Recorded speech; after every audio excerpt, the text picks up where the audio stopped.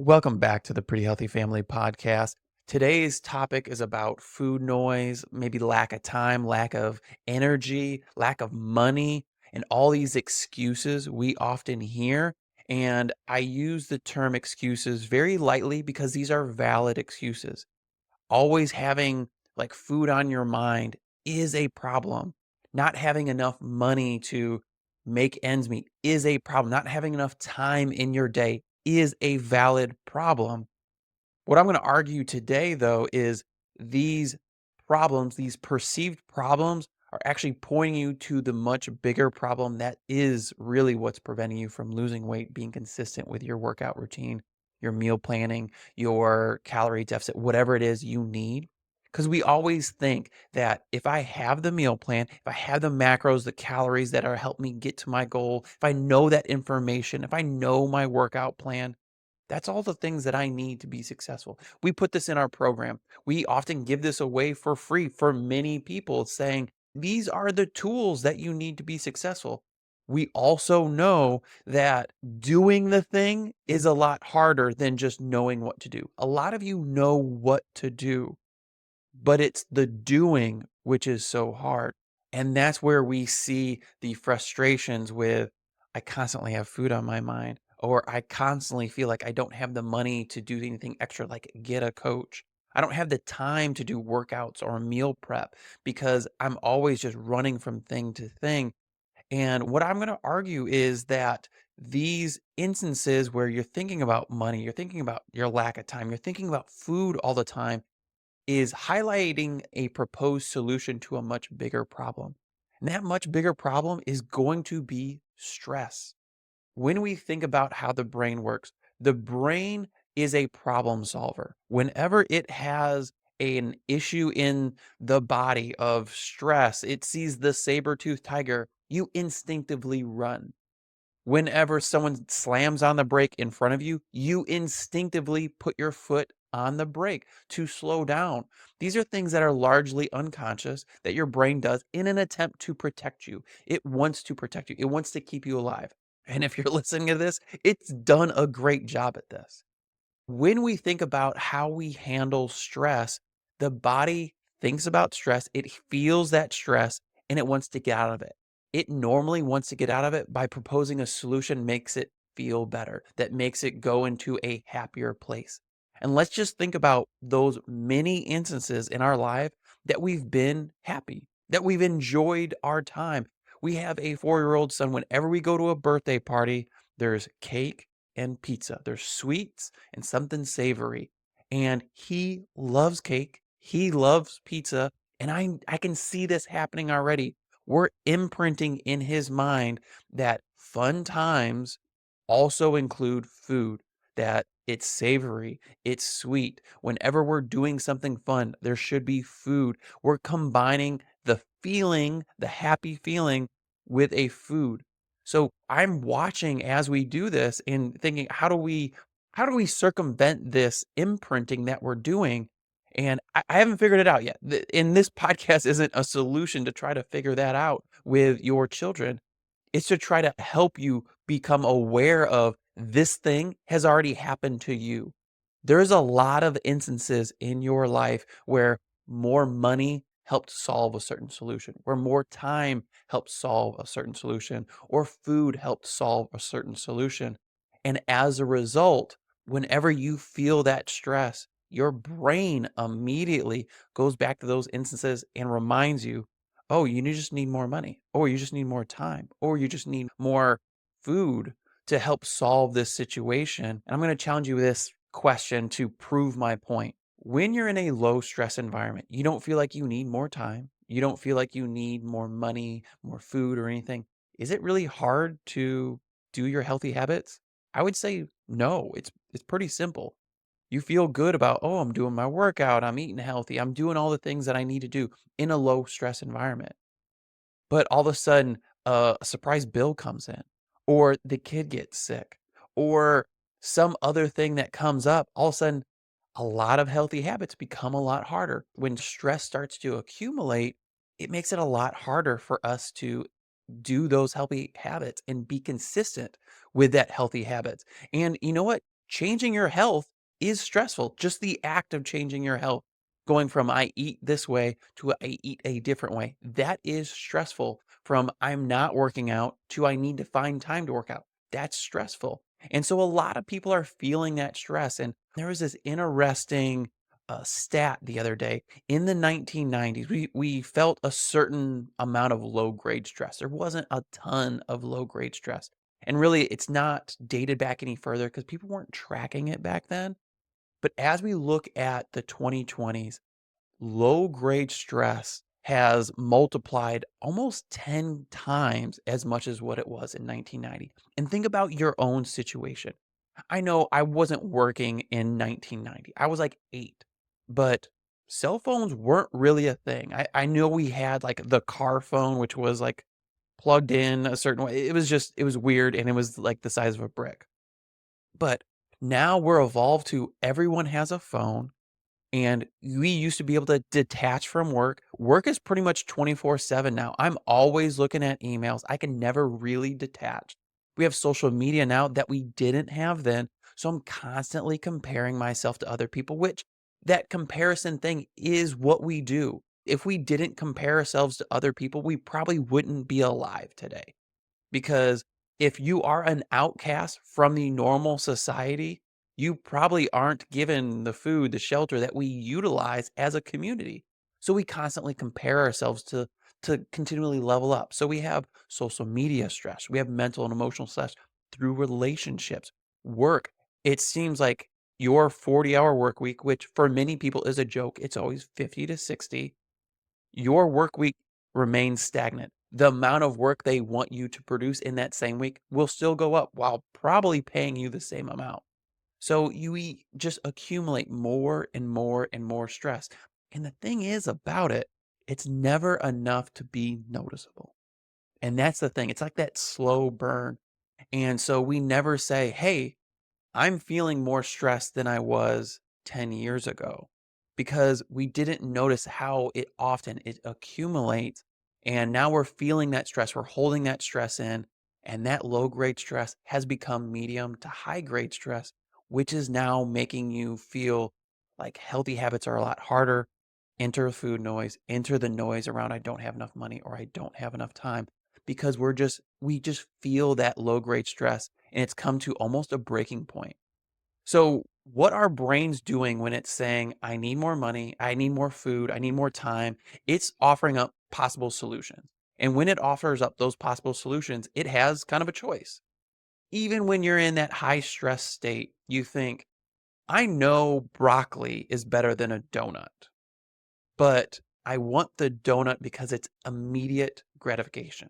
Like, I don't have to wait to feel the joy from that donut. Where the broccoli, I still feel the stress. And with that quick dopamine hit, it feels good for a moment, which helps you relieve that stress. The broccoli, like you're trying to convince yourself that I'm doing the right thing. This is healthy. Maybe even it's a walk where I'm doing the right thing. It's healthy. You come back into the office, you're still stressed. You still feel that stress where you didn't get that relief of stress with a quick dopamine. So it always is going to say, I need the quick dopamine hit. So if it's, I need a quick dopamine hit, let's get on social media. I need the quick dopamine hit, let's grab a donut. I need the quick dopamine hit. Maybe let's look at our emails for the 50th time today and see if there's something to distract me that I can feel like I'm getting something done. I can answer a quick email. I get that like immediate dopamine hit of a reward. But what we really need to start to analyze is what do we need to change so that either I can recognize the stress when it starts to come and change my response to the stress. And this is what we do with our PHF lean method is that we can give you all the tools. We'll give you all the tools that you need to feel successful, but we're also going to help you build that awareness around, okay, we see that stress is accumulating. And I want to help you become aware that stress is accumulating while also implementing a better response to that stress. And if we can do this early enough, stress doesn't accumulate to the point where we need to go to that quick dopamine hit. And that's really where we help people out because if it gets to that breaking point of I need the quick dopamine hit, I'm, as a coach, going to be the first one that says, grab the pizza, grab the donut, do the doom scrolling, whatever you need to lower your stress, because it's almost impossible for us to say, just grin and bear it. I'm not that guy who just says, grin and bear it. You just need more willpower, just tough it out. Like that doesn't work over time. It just doesn't. And this is often why we talk about like maybe there's a cheat meal, maybe there's a pizza that you need once a week to make sure that you can lower your stress enough to be consistent. This is why we don't actually like saying cheat meals. We say sanity meals. God, I want to keep your stress low because when I can keep your stress low, I can keep you consistent. So there are three things I like to implement, which kind of go along with this PHF lean method. And the first one is a perspective shift. You're not a person who needs to do healthy habits. You're a person who needs to become the person that implements healthy habits and healthy responses. So you don't adopt healthy habits, you become the person who has healthy habits, which means you can also be that person who recognizes their stress and how it's impacting their decision making. So you're not a product of your stress, you're managing your stress because you know that's going to help you be healthy and consistent with your healthy habits long term. And some of the best ways to recognize stress is journaling. And the thing I love about journaling, and you don't need to be consistent. I heard this phrase the other day. I'm a crisis journaler, and that's me. I'm a crisis journaler. When things are great, when stress is low, I don't have anything to say. But when I'm kind of feeling stressed out, I can write a book. So using a journal to help document like the stories that are going around in your head is super, super helpful. Meditation. Meditation isn't about quieting your thoughts. It's about recognizing the thoughts that are already there. So by having 5, 10, you start with 2 minutes. You can recognize, wow, I've got a lot of thoughts going in there and I'm not paying attention to any of them. Maybe I should listen to a couple of them, see what they're saying, and realizing I shouldn't be listening to this one or I shouldn't be listening to that one. But this one, this is me and this is what I need to pay attention to. And that's how slowly you're going to start changing that narrative in your head. Another thing that I feel like people don't recognize as being a super powerful tool to help manage their stress is fueling yourself properly. This is why I'm not a huge fan of fasting because you're essentially purposely implementing stress in your life for 16 hours and then just saying, all right, I have a free for all with all the food that I want for 8 hours. And then I'm going to go back into a stressful state. Why not just manage that with 3 to 4, maybe 5 meals that help fuel you properly to help you manage your stress throughout the day? Same thing with sleep. Sleep is a great thing to help you manage your stress. Another one that people don't really respect enough is just, or think is valuable enough, is your boundaries. There are certain boundaries. I have a limit on my social media time. Anytime over like 15 to 20 minutes, there's a thing that pops up on my phone that says, you need to get off your phone. You don't need to be on social media. You're just doom scrolling at this point. So I'm like, we get all of our marketing is from social media, and I have to have limitations because it gives me anxiety if I'm on it too long. The same thing should happen at work. There should be a certain point in the day where you do not look to see if you have another email. You cannot respond to another email because if you do that, you go into work mode. And when you go into work mode, that's probably going to last 1 to 2 hours, which then is going to negatively impact your sleep, which then negatively impacts the likelihood you're going to hit your workout because your stress is a little bit higher. Set boundaries. And the last one is daily walks. I love daily walks mainly because it allows me to just figure out where my head's at. Like, how can I slow down a little bit and not listening to a podcast, not talking on the phone, not doing a meeting as I'm walking, just thinking through, like, where am I at? What's going on? If I'm ever stuck an idea, a daily walk, 15 minutes around the block is so helpful. So the second part, so we have P is our perspective shift. H is honor the intent. Stress will come. You're never going to have a low stress life forever or a no stress life. Stress is going to come. That default response of time, money, food, whatever it may be, it's going to come. But that's the point where your job is to figure out what that stress response is trying to lead you to. So you're feeling the stress. Your automatic default stress response is coming. I don't have time. I don't have money. I need to eat something. What your job is to ask is, why am I feeling that stress? What do I need to do? And it could be I need to just take a walk because I've been staring at a computer for 2 to 3 hours straight and I'm not doing anything about it. I need to get away from a screen, or I'm having some emotional problems, some relational problems.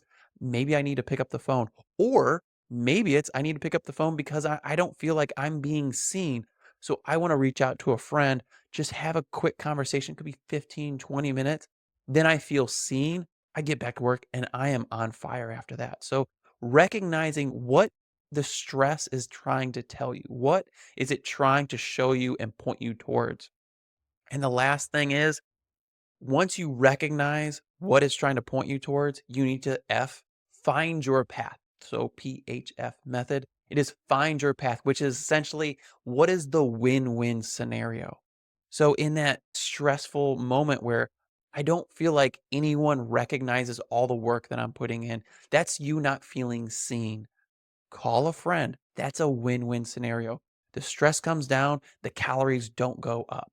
There are so many different instances where you can figure out a win-win scenario, and that's what we help people out with throughout our program is you're recognizing that stress is there. That's the first thing. We need to figure out 4 or 5 different win-win scenarios because each scenario is going to be slightly different. What is it you really want out of that scenario and that stress that's coming? And that's the conversation we need to have. And so we have one client where he was just having so much trouble being consistent with his workout routine. And through this path of we need a perspective shift, we need to honor the intent, and then we need to find a win-win scenario, he just felt like he was doing this by himself. I know that's like I'm here and I'm helping him out, but I'm not taking the walks with him. I'm not lifting weights with him. So he wanted to feel seen. He wanted to feel that he had a connection with the other people while he's doing this because it's hard doing this on your own. So we told him just ask what your friends are doing and what your friends are doing for their workouts and seeing if you can join them. And they were all doing this class. He started doing the class. He's been consistent since the beginning of the year. I think he's down 20 pounds since the beginning of the year. It's an amazing transformation. But that's because we created a win-win scenario that helped him relieve the stress from not feeling seen while also getting a workout in. Create your win-win scenario. And that's what it takes because in the end, you have this like emotional trigger of I want something. My body is telling me it needs something. Your brain is going to give you multiple responses. And unless you're aware of each opportunity and the kind of the cause and effect of each opportunity, you're going to end up defaulting to something that doesn't lead you to where you want to go. And the whole health process is about choosing better options when stress does hit. And that's how you're going to level up. That's how you're going to quiet that food noise. That's how you're going to quit making excuses that you don't have the time, you don't have the money, is recognizing that when you're in that stressful state, you largely have blinders on and you can only see the things that are in your way. But having someone who can look outside and saying, well, what about this? This seems like it's creating a lot of stress. What if we took that away? This other thing, which is seems like it's creating a lot of stress. Let's see if we could take that away. We start lowering our stress. We start seeing all the available options that are there. And in the end, that's how you're going to live a healthy life. It's becoming more aware of each scenario and choosing a better option. That's how you're going to be consistent. That's how you're going to continually level up. And that's what we help people do in the Pre-HF Lean Method program. If you have any questions, we'll send the link below.